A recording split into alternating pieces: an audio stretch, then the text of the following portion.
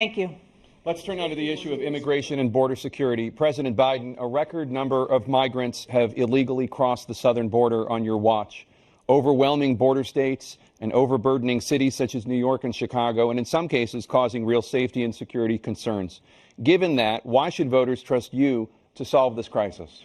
Because we worked very hard to get a bipartisan agreement that not only changed all of that, it made sure that we are in a situation where you had no circumstance where they could come across the border with the number of border police there are now. We significantly increased the number of asylum officers. By the way, the Border Patrol endorsed my position. In addition to that, we found ourselves in a situation where when he was president, he was separating babies from their mothers, putting them in cages, making sure the families were separated. That's not the right way to go. What I've done since I've changed the law, what's happened? I've changed it in a way that now you're in a situation where there are 40% fewer people coming across the border illegally. That's better than when he left office. And I'm going to continue to move until we get the total ban on the total initiative relative to what we can do with more Border Patrol and more asylum officers. President Trump? I really don't know what he said at the end of that sentence. I don't think he knows what he said either. Look, we had the safest border in the history of our country. The border, all he had to do was leave it. All he had to do was leave it.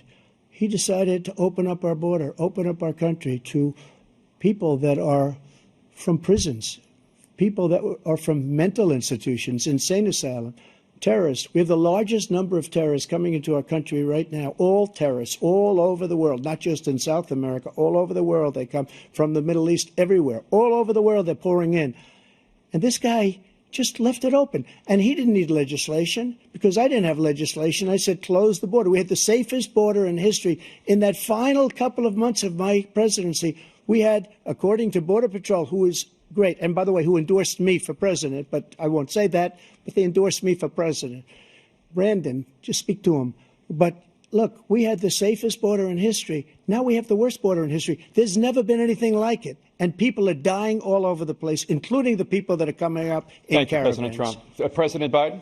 The only terrorist who's done anything crossing the border is one who came along and killed three, under his administration, killed an al-Qaeda person come in his administration, killed three American soldiers. That's the only terrorist that's there. I'm not saying that no terrorist ever got through, but the idea they're emptying their prisons, we're welcoming these people, that's simply not true. There's no data to support what he said. Once again, he's exaggerating, he's lying.